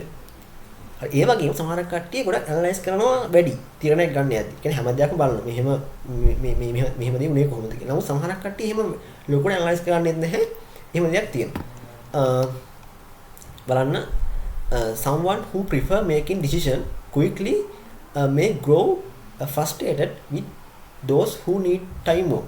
සමහරට මොකද වෙලා තියෙන්නේ? සමහර කට්ටිය අර මේ ගොඩක් තීරණ ගන්නවා ඉක්මනට. නමුත් තීරණ ගත්තට ඉක්මනට යාළ ලොකුට ඇනලයිස් කරන්නේ නැහැ. එහෙම ඇනලයිස් කරන්නේ නැතුව තීරණයක් ගත්තට පස්සේ ඒ තීරණේ වාර්තික තියෙන සම්බන්ධතාව ගොඩක් වැඩි. නමුත් සමහර කට්ටිය ගොඩක් ටයිම් එක ගන්නවා. හරිද? ටයිම් එක කන්සියුම් කරනවා. නමුත් අර ගොඩක් එයා ටයිම් එක කන්සියුම් කරලා හොඳට ඇනලයිස් කරනවා. ඇනලයිස් කරලා හොඳ තීරණයක් තමයි ගන්න. එතකොට යාළගේ තීරණේ හරියන සම්බන්ධතාවය වැඩි. බලන්න එතකොට දැන් මේ කාණ්ඩ දෙකක් නේ. අර සමහර කට්ටිය ඉක්මනට තීරණ ගන්නවා වැඩි කාලයක් අරගෙන. එහෙම දෙයක් තියෙනවා. එක්සැම්පල් එකක් තියෙනවා. US managers are known to like to make decision very quickly. කියන්නේ US managers සාමාන්‍යයෙන් යාලා ඉක්මනට තීරණයක් ගන්නවා. හරිද? With relatively little analyze. By comparison with the managers from other countries. On other hand, Asian managers dedicate to more time to analyze. එතන බලන්න ළමයි. දැන් මේ US managers ලා ඉති වෙන්නේ western culture එකට. යාලා මොකද්ද කරන්නේ? යාලා ඉක්මනට තීරණ ගන්නවලු. හරිද? ඉක්මනට quick decision ගන්නවලු. ඒ decision ගන්නේ මේ ඒත් එක්ක මොකද්ද? යාලා ලොකුට ඇනලයිස් කරන්නේ නැහැලු. ඒ කියන්නේ යාලා අඩු ඇනලයිස් ප්‍රමාණයකින් ඉක්මනට තීරණයක් ගන්නවලු. හරිද? නමුත් අපේ රටවල් කියන්නේ Asian countries කියන්නේ Asian managers මොකද කරන්නේ? යාලා ගොඩක් අර time එක වැය කරනවා මොකටද? time එක වැය කරනවා ඇනලයිස් කරන්න.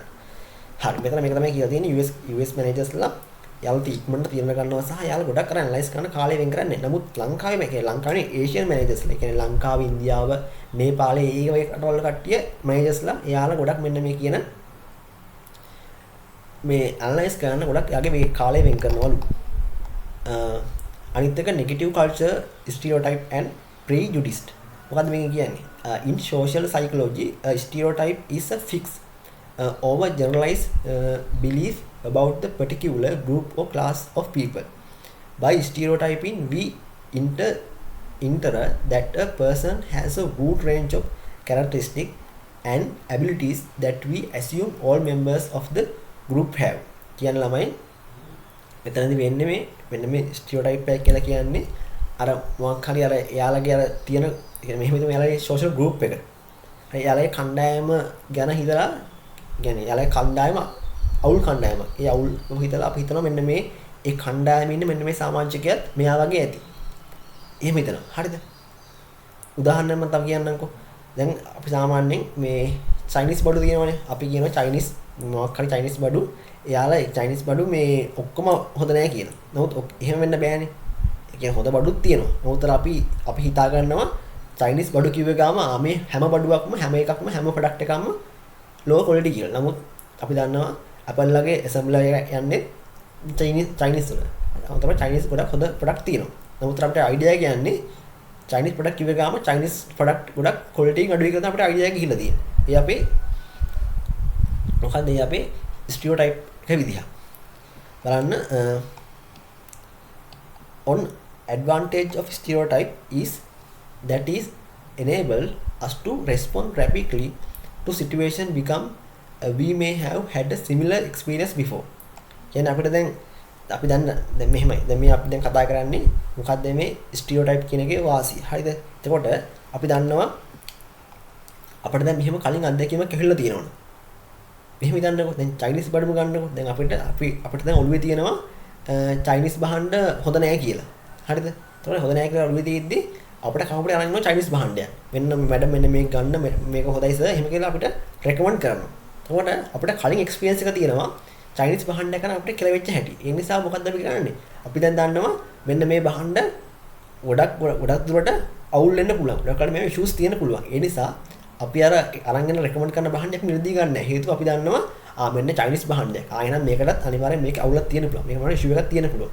අපිට සමහරක් යාට මොකක් හරි වෙන්න යන හානියකට වෙලක් වෙන්න පුළුවන්. හරිද? සමහරකට මෙහෙම මේක 100% හරි නොවෙන්න පුළුවන්. මොකද අපි හිතනවා අපිට කලින් එක්ස්පීරියන්ස් එක තියෙනවා. කලින් මේක කරන අපිට එකපාරක් වැඩේ හම්බුණා. ඒ නිසා දන්නවා මේ පාරත් එහෙම වෙන්න පුළුවන්. ඒ නිසා අර කලින් තිබිච්ච අත්දැකීම් නිසා අපි කියන මේ පාර මේක ඕනේ නැහැ කියලා ප්‍රතික්ෂේප කරනවා.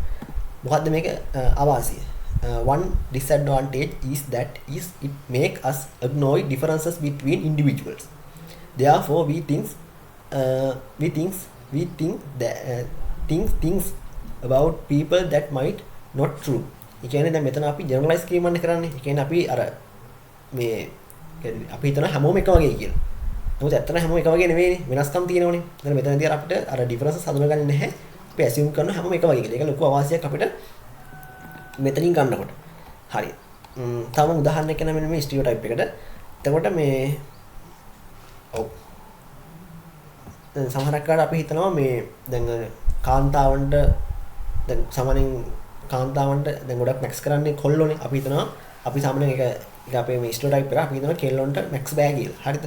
ඒක නමුත් අර සමහරක් වෙලාවට එහෙම කියන්න බෑ. කියන්නේ අපි හිතනවා බහුතරයට මේක බෑ. නමුත් අර එහෙම කියලා හැමෝම ඒකට අයිති වෙන්නේ නැහැ. මේ ඒකක ක්‍රමයක්. තව තියෙන්න පුළුවන් ලංකාවේ කට්ටිය කම්මැලි. එහෙම.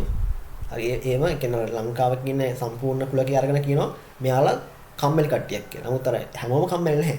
කියන්නේ කම්මැලි නැති කට්ටියක් ඉන්නවා. හරි ඊට පස්සේ තියෙනවා අපි බලන්න අන්තිම පොයින්ට් එක negative cultural stereotype can be seriously disruptive to company moral and can also affect productivity. මෙන්න මේ කියන negative stereotype එක නිසා මොකද සංවිධානයේ තියෙන productivity එකට සහ moral එකට හානියක් වෙන්න පුළුවන්. අනිත් එක negative cultural stereotype and prejudice. බලන්න මේකේ අර දෙවෙනි part එක. ඒ කියන්නේ මේ කලින් කතා කරේ මුල් එක. දැන් මේ දෙවෙනි එක. දෙවෙනි slide එක. හරි. Prejudice is an unjustified or incorrect attitude, usually negative, towards an individual based solely on the individual's membership of the social group. ඒ කියන්නේ මෙතනදී අපි දැන් කලින් කතා කරේ ස්ටිරියෝටයිප් නේ. ඒකෙදි අර නෙගටිව් පැත්තක් ගන්න පුළුවන්, පොසිටිව් පැත්තක් ගන්න පුළුවන්. නමුත් මෙන්න මේ කියන ප්‍රිජුඩිස් කියන එකේදී තනිකරම අපි හිතන්නේ නෙගටිව් පැත්තෙන්. හරිද? ඒ කියන්නේ දැන් ලංකාවේ කට්ටිය කම්මැලි. ලංකාවේ කට්ටිය කම්මැලි. හරිද?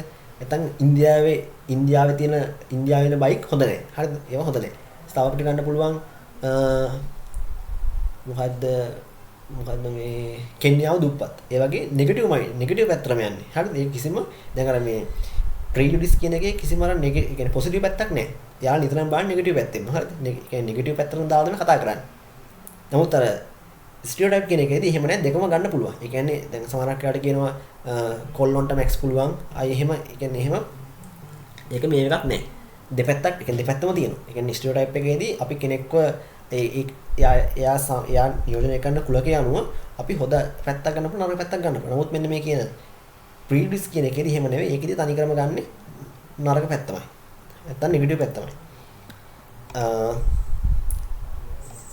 For example, a person may hold prejudice views toward a certain race or genders. සමහරක් කර මෙන්න මේ අපි සමහරක් කර එයාලගේ අර තියෙන ආගම ಜಾති අනුව සමහරක් වෙලාවට වර්ගීකරණය කරන දේවල් මෙතනින් කියවෙන්නේ. හරිද?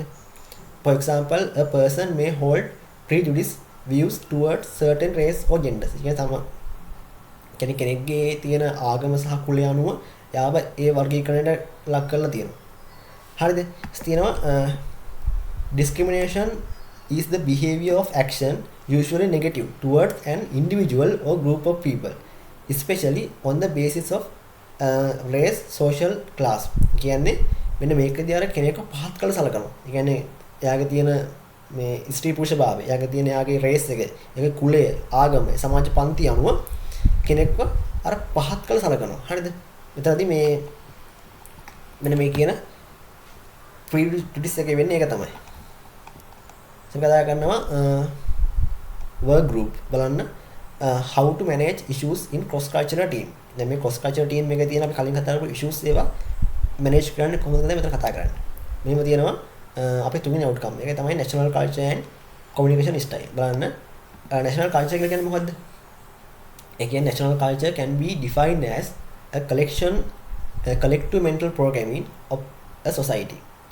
Then nature of natural culture will have significant implication for the organization, its management and its human resource development within the prevailing local and environment context.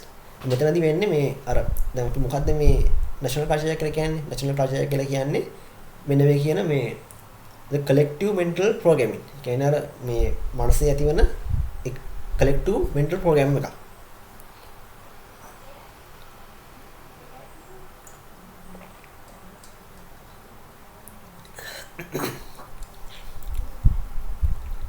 ඊට පස්සේ කියනවා national culture. national culture කියන්නේ මොකක්ද? national culture is norm, behavior, belief, custom and values shared by population of sovereign nation. හරිද? මෙතන මේ national culture කියලා කියන්නේ අර රටක් විසින් එයාලා ෂෙයා කරගන්න එයාලගේ norms, behavior, belief and custom and values. අපි කියන මොනවා කියලාද? national culture එක කියලා. national culture එක මම කියන්නේ ආයි කියලා කියන්නේ. national culture එක කියලා කියන්නේ මොකද්ද? රටක් විසින් එයාලා ෂෙයා කරගන්න එයාලගේ norms, behavior, beliefs and custom and value අපි කියන මොනවා කියලාද? national culture එක කියලා. උදාහරණයක් Chinese culture, Canadian culture, Indian culture, Sri Lankan culture. ඒ කියන්නේ යාලා culture එක කනුව. ඒ කියන්නේ අර පුද්ගල වර්ගීක, ඒ කියන්නේ පුද්ගලයා ගැන නෙවෙයි සමස්ත culture එක අනුව. ඊට රට අනුව හඳුනා ගන්න culture එකක් විදිහට. දැන් ඉන්දියා ලංකාවේ culture එක වෙනස්. ඊට තියෙනවා it refers to specific characteristics such as language, religion, ethnic, race, racial identity, cultural history and tradition. දැන් මෙහෙම දැන් රටවල් වල තියෙන එයාලා රටවල් භාවිත කරන එයාලගේ language එක. එයාලගේ තියෙන ethnic group එක. එයාලගේ අර ඉතිහාසය, එයාලගේ සම්ප්‍රදායන්. ඒ අනුව ඒ රටවල් හඳුනන ඒ රටවල් වල තියෙන නම එයාලට අනන්‍ය වෙච්ච culture එකක්.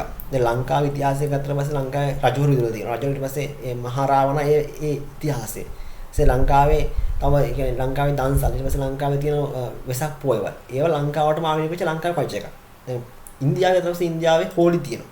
ඊට පස්සේ බිලි පූජා, ඒ වගේ සති පූජා ඔය දැන් නම් නැතිව ඇති. ඉස්සර තිබ්බ දැන් ඊට පස්සේ තව ඔය තියෙන තව උත්සව තියෙනවනේ. ඒ වගේ ඒ රටවල් වලට ආවෙනික වෙච්ච culture එක. රටවල් ඒ කියන්නේ රටක් විදිහට එයාලා ෂෙයා කරගන්න එයාලගේ values, beliefs and behavior. කියන්නේ රටක් හඳුනා ගන්න පුළුවන් elements. හරිද? දැන් මේක කියන්නේ රටක් පොදුවේ ගන්න. හරිද? රටක් පොදුවේ ගන්න මෙන්න මේ කියන national element. national culture. සැපේන language කියන එකට the principal method of human communication consisting of word used in an structured and conventional way and conveyed by speech, written or gestures. මේ language එකට භාවිත කරන්න පුළුවන් ලිඛිතව ඒ වගේම වාචිකව සහ මෙන්න මේ gestures වලින්. ඒ කියන්නේ අතින් පයින් කියන්නේ මොකක්ද මේ සංඥා වලින් කියන්නේ අන්න ඒක gestures කියලා කියන්නේ. By language we mean both spoken and unspoken means of communication. ඒ කියන්නේ මෙන්න මේ language කියලා කියන්නේ අපි මේ කතා කරන දේවල් සහ කතා නොකරන කියන දේවල්. මේ දෙකම අපි අදාළ වෙනව මොකටද? language එකට. තියෙනවා spoken language and unspoken language කියලා. අපි යනවා communication style වල. තමයි මුලින්ම තියෙනවා direct versus indirect. දෙවෙනි එක elaborate, excitation and succession. හරි මොකක් හරි personal versus contextual. අනිත් එක instrumental versus affective. මුලින්ම තියෙනවා direct versus indirect. බලන්න members of individualistic low context culture tend to use the direct style which correspond best to the value orientation, honest, openness, individual worth or such culture. මෙතනින් මොකක්ද කියලා තියෙන්නේ මේ අපි කතා කරන්නේ direct and indirect style එක. එතනදී මෙන්න මේ කියන මේ individualistic country නැත්නම් low context culture. එයාලා උදාහරණයක් ගන්න පුළුවන් අපිට ඇමරිකාව, ඊට ජර්මනිය එයාලා මෙන්න මේ කියන එයාලා කැමති තනියෙන් ඉන්න. එයාලා කැමති තනි තීරණ ගන්න. එයාලා කැමති ස්වාධීනව ඉන්න. අනිත් එක එයාලා low context culture. මේ low context කියලා කියන්නේ එයාලා මොකක් හරි දෙයක් කියන්න තියෙනවා නම් ඒ දේ කෙලින්ම කියනවා. හරිද? ඒ දේ අර වහින්න ඕන නැහැ කියන දේ කෙලින්ම කියනවා. හරිද? එයාලා මේක හිතනවා මෙන්න මේ කෙලින් අර දෙයක් කෙලින්ම කියන එක කෙලින් ප්‍රකාශ කරන එක ඇත්තනම ඒක අවංක දෙයක්. සහ ඒක openness. ඒ කියන්නේ ඒක විවෘතව දෙයක් කියනවා වගේ තමයි එයාලා culture කියලා හඳුනගන්නේ. කියන්නේ එන්න මේ කියන low context culture නැත්තම් individualistic culture. උදාහරණ කිව්වා ඕස්ට්‍රේලියාව, ඇමරිකාව, US කට්ටිය. එයාලා කියන දේ කෙලින්ම කියනවා. හංගන්න නෑ මුකුත් නෑ. ඊට පස්සේ එයාලා ඒ දේ පිළිගන්නේ. එයාලා කියන දේ එයාලගේ low context culture කියලා පිළිගන්නේ. ඒක ඇත්තටම honestly, openness and individual worth දෙයක් කියලා. ඒ කියන්නේ ඒක එහෙම කෙලින්ම කියන එක අවංක. ඒ කියන්නේ හිතේ මුකුත් නුදු කියනවා සහ ඒක විවෘතව දෙයක් කියනවා කියලා යල්ලා කල්චර් ඒක පිළිගන්න. ස්තිනවා අනිත් පැත්තට members of collectivity and high context culture prefers to use the indirect verbal style. Speaker of such culture often use imprecise and even ambiguous word to communicate their message. They do not in order to keep up ground harmony and group community. ඒ කියන්නේ මෙන්න මේකේ අනිත් පැත්ත. හරිද? දැන් මේ කතාවේ low context එක නේ කතාවේ high context එක. දැන් members of collectivity. ඒ කියන්නේ අර සාමූහික වෙන කට්ටිය නේ ලංකාවේ කට්ටිය විතර කැමති එකට ඉන්න. පවුලක් විදිහට ඉන්න. ලංකාව, ඉන්දියාව, ජපානය එහෙම. ඒ වගේම අපි කවුද අපි high context culture එකක්. අපි කියන්නේ දැන් මොකක් හරි දෙයක් කෙලින්ම කියන්න ඕන නම් ඒක කෙලින් කියන්නේ ඒක වටින් කියලා තමයි මෙතනට එන්නේ. දැන් උදාහරණයක් ගත්තොත් මොකක් හරි ණයක් ඉල්ලන්න ඕන නම් කාගෙන් හරි ණයක් ඉල්ලද්දි පොඩ්ඩක් chat එකක් දාලා එහෙම තමයි මැදින් තමයි ණය ඉල්ලන්නේ. මැද හරියට කතාවේ. දැන් මොකක් හරි වගේම තව කෙනෙක්ගෙන් පොතක් හරි මොකක් හරි ඉල්ලන්න නම් මොකද්ද දැන් එහෙම හිතන්නකෝ දැන් මොකක් හරි දැන් පොතක් ඉල්ලන්න ඕන. නැත්නම් මොකක් හරි දෙයක් ඉල්ල ගන්න ඕන නම් එහෙම කියන මේ මොකද කරන්නේ බං අද මොකද කරේ එහෙම මේ අද ඉස්කෝලේ ගියේ නැද්ද අද ක්ලාස් ගියේ නැද්ද මොකක් හරි අහලා ඊට පස්සේ එහෙම අහලානේ ගෙදර කට්ටිය හොදෙන් ඉන්නවද එහෙම අහලා අන්තිමනේ අහන්නේ මේ දේ ගන්න තියනවද කියලා. ඒ වගේ අපේ කට්ටිය කෙලින්ම අහන දෙයක් අහන්නේ පොඩ්ඩක් එක වහින් වරව අහන්නේ. පොඩ්ඩක් අර වටෙන් ඉඳලා තමයි අහන්නේ. හරිද?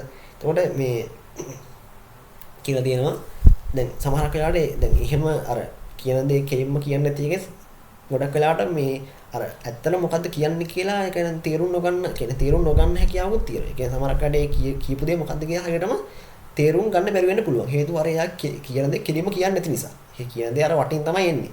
හරිද? ඒ නිසා ඒක අවශ්‍ය විදිහට ගන්නත් පුළුවන්. එතකොට මේ high context culture එහෙම අර කියන දේ කෙලින්ම කියන්නේ නැත්තේ එයාලා හිතනවා එහෙම කීවට පස්සේ මේ අපේ තියෙන group එකේ තියෙන harmony එක නැත්තම් අර group formality එක නැති වෙනවා කියලා. එහෙම හිතලා තමයි ඒක ඇති කරන්න මේ කියන්නේ group harmony එක තියා ගන්න සහ group formality එක තියා ගන්න තමයි මෙන්න මේ කියන විදිහට කියන දේ කෙලින්ම නොකිය ඒක පොඩ්ඩක් අර එයාලට හිත නොඩ දෙන්න. සහ ඒක පොඩ්ඩක් අර කියන්නේ time එක අරගෙන කියන්නේ. අනිත් එක elaborate versus extracting. These three verbal stylish variation describe the quantity of talk in everyday conversation in different culture. Our elaborate style distinguish itself by rich expressive language which use a large number of adjectives describing noun. හරිද? දැන් මෙන්න මේ කියන්නේ මේ සමහරක් language තියෙනවා. ඒ language ගොඩක් අර එයාලගේ මේ එයාලගේ ගොඩක් අර ඒකේ ඇඩ්වර්බ්ස්. يعني මොකක් හරි දෙයක් කියන්නේ නිතරම මේකට ගොඩක් අර වචන ඇඩ් වෙනවා. කියන්නේ එයාලගේ ගොඩක් ඇඩ්වර්බ්ස්, noun, අර idioms අර කියන දේ කෙලින්ම නොකියන වචන තියෙන idioms පස්තා පිරුළු ඉගිරුඩි අන්න ඒවා. හරිද? සමහරක් ලැන්ග්වේජ් ඒවෙන් ගොඩක් අර ඒවා දාලා වෙනවා. කියන්නේ ලැන්ග්වේජ් ගොඩක් අපිත් තියෙනවනේ. අපිත් අර ඉගිරුඩි තියෙනවා.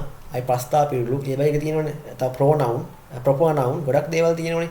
ඒ වගේ මෙන්න මේ සමහරක් ලැන්ග්වේජ් තියෙනවලු මෙන්න මේ කියන මේ දේවල් වලින් යුක්ත වෙච්ච. එතකොට ඒව භාවිත කරන කට්ටිය තමයි මෙන්න මේ උදාහරණ කියලා දෙන්න මෙතන මෙන්න මේ තියෙනවා this style is mainly used in culture of the Middle East such as Iran, Egypt, Lebanon, Saudi Arabia. මෙන්න මේ කියන රටවල් මෙන්න මේ කියන කියන්නේ Middle East country ටික මෙන්න මේකේ ලැන්ග්වේජ් එක භාවිත කරනවා. මෙන්න මේ ලැන්ග්වේජ් එක කොහොමද ගොඩක් රිච් ලැන්ග්වේජ් එකක්. ඒ මේ ලැන්ග්වේජ් එකේ ගොඩක් idioms, SI, pronoun, adjective ගොඩක් තියෙනවා. හරිද?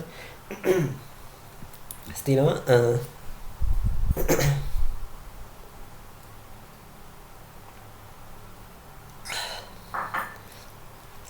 the exacting style can be found in low context culture. මෙන්න මේ කියන්නේ exacting language එක කියන එක තියෙන පුළුවන් කොහෙද? මෙන්න මේ කියන low context culture වල. බලමු. These are mainly North American and North European culture. It says that neither more nor less information is required to communicate a message. No additional word to phrases are required. මෙන්න මේ සමහර culture එකේ තියෙනවා මේ extraction style කියන්නේ යාලා ගොඩක් කර අනවශ්‍ය දේවල් පාවිච්චි කරන්නේ. අර කියන වචන කෙලින්ම කියනවා. කියන්නේ ඒක අර ගොඩක් අර අමතර කැටයක් නැහැ. මොකක් හරි දෙයක් කියනවා නම් ඩිරෙක්ට් කියනවා. වචනේ ඩිරෙක්ට් කියනවා. එතකොට ගොඩක් කර ඒවා කියනවා low context culture කියලා. උදාහරණයක් දාලා මෙන්න මේ උතුරු ඇමරිකාවට ඊට පස්සේ උතුරු යුරෝපීය රටවල් එහෙම අයිති වෙන මේ කියන extraction style එකට. ඒ කියන්නේ යාලා මොකක් හරි දෙයක් මේ තියෙන්නේ no additional word or phrases are required. ඒ කියන්නේ අමතර වචන සහ වෙන phrases පාවිච්චි කරන්නේ කියන වචනේ සරලව කෙටියෙන් තේරෙන කියනවා. නමුත් අනිත් පැත්තට ගත්තට පස්සේ අර elaborate කට්ටිය නේද? elaborate style එක. ඒගොල්ලෝ මොකක්ද යාලගේ මේ භාෂාව ගොඩක් පොහසත්. එයාලා ගොඩක් අර nouns adjective idioms තියෙනවා. ඒතර ඒ නිසා එයාලා ඒව භාවිත කරනවා. එතකොට මොකක්ද වෙන්නේ? එතකොට එයාලා කියන සමහර දේ සංකීර්ණ වෙන්න පුළුවන්. මොකද මේගොල්ලෝ මේ local text නැත්තම් මෙන්න මේ කියන North European country එහෙම නෙවෙයි යාලා කියන දේ කෙලින් කියනවා. යාලා ගොඩක් කරලා අනවශ්‍ය දේවල් නෑ වචනවල. තියෙනවා personal and contextual style. බලන්න members of individualistic low context culture tend to see every individual as equal, which is also reflected in their language. හරිද? බලන්න North American for example prefer person name basis and direct address using title honorifics etc is avoided. දැන් මෙන්න මේ කියන මේ North American යාලා අපි කිව්වා low context culture කියලා. යාලා කැමති Tamanට first name එක කතා කරනකොට සහ මෙන්න මේ යාලා කැමති නෑ එයාලගේ නම එයාලගේ තනතුර පාවිච්චි කරනකොට. ඒ කියන්නේ මැනේජර් ඊපස්සේ ආයි සුපර්වයිසර් එයා කැමති නෑ ඒ වලට. ඒගොල්ලෝ කැමති නෑ එයාලට කැමති එයාලගේ ෆස්ට් නේම් එක මොකක්ද ඒකෙන් කතා කරන්නේ. ඒ කියන්නේ ජෝන් ඊපස්සේ නිමල් එහෙම කතා කරනකොට. හරිද? they are conscious about equalization their language and their interpersonal relationship. Members of collectivistic and high context culture find themselves during the conventional in certain role which can depend on the status of the partner. Members of collectivistic high context culture find themselves during a conventional in certain role which can depend on the status of the partner. So the contextual style is heavily based on hierarchical social order and is the rather role centered language. නමුත් මෙන්න මේ කියන contextual කට්ටිය එහෙම නෙවෙයි. යාලා ගොඩක් යාට මෙන්න මේ hierarchy එක බලාපොරොත්තු වෙනවා. ඒ තමන්ගේ තනතුර අනුව තමන්ගේ title එක අනුව තමන්ට ඒ title එකෙන් කතා කරයි කියලා යාලා බලාපොරොත්තු වෙන මෙන්න මේ කියන contextual style වල ඉන්න කට්ටිය. නමුත් මෙන්න මේ අනිත් කට්ටිය මෙන්න මේ personal style කට්ටිය යාලා එහෙම නෙවෙයි. යාලා කැමති යාලගේ first name එක කතා කරනවා නම්. තියෙනවා instrumental versus affective. This dimension refers to how and to which extent language is used in verbal exchange in order to persuade the interlocutor. That include the speaker's attitude towards his listener. This instrumental style is goal oriented in verbal exchange and employs a sender oriented language. මෙන්න මෙතනදී මේ බලන්න මෙන්න මේ කියන්නේ instrumental style එකේදී මොකද බලන්නේ? යාලා විතරක් බලන්නේ මේකේදී අර කියන කෙනාගේ language එකෙන් කියන්නේ. හරිද? කියන කෙනාගේ language එකෙන් කියන්නේ. කියන්නේ යා එතනදී බලන්නේ නැහැ අර මේක මම අහන එකට මේක තේරෙනවද? එහෙම බලන්නේ. ඒක යා ඒ කියන්නේ මේ sender ගේ language එක තමයි මේක කියන්න try කරන්නේ මෙන්න මේ කියන instrumental style එකේදී. බලන්න the instrumental style is a dominant in individualistic low context culture. මෙන්න මේ කියන instrumental style එක ගොඩක්ම අර අපි කලින් කතා කරපු individualistic and low context culture වල වැඩිම භාවිත කරනවා. හරිද? මෙන්න මේ instrumental style එකෙන් කියන්නේ මොකක්ද? දෙයින් කියන්නේ අර දැන් මෙතන පාර්ශ්ව දෙකක් ඉන්නවා. ඒ තමයි sender and receiver. ඒ කියන්නේ මොකක් හරි පණිවිඩයක් communicate කරන කෙනා සහ ඒක අනිත් පැත්තෙන් අහන් ඉන්න කෙනා. දැන් මෙතනදී මේ instrumental style එකේදී මේ කෙලින්ම බලන්නේ කියන කෙනාගේ language එක. කියන්නේ යාට පුළුවන් වශයෙන් තමයි යා කියන්නේ. එයා අර අහන් ඉන්න කෙනාට ඒක බලන්නේ මෙයාට මේක තේරෙනවද නැද්ද කියලා. බලන්න the affective style is process oriented in verbal exchange and use a receiver oriented language. දැන් මෙන්න මේ කියන්නේ effective style එක භාවිත කරන්නේ මෙන්න මේක අර අහන් ඉන්න කෙනාගේ language එක. කියන්නේ ඒකේ අහන් ඉන්න කෙනාට friendly language එක. එයාට තේරුම් ගන්න පුළුවන් language එක. මෙන්න මේ කියන affective style එක භාවිත කරන්නේ. The role of speaker and listener are rather integrated than differentiate and are interdependent. The speaker is not only expected to transmit his or her message, but at the same time to be considerate about the other feeling. අයිපොඩ බලමු අන්තිම මේ ඡේදේ. The role of speaker and listener are rather integrated than differentiated and are interdependent. The speaker is not only expected to transmit his or her message, but at the same time to be considerate about other feeling. ඒ කියන්නේ මෙතනදී අර මේක කියන receiver අර තමන්ගේ පණිවිඩය තමන් අර අහගෙන කෙනාට දෙනව විතරක්ම නෙවෙයි එයාගේ feelings එයාගේ emotions තේරුම් ගන්න හැකියාව තියෙන්න ඕන. හරිද? හරි. එතනදී අපි දැන් කතා කරේ අන්තිමට මෙන්න මේ කියන මේ communication style ටික. එතනින් මේ ඔයාලගේ පළවෙනි මේ culture කියන පාඩම ඉවරයි.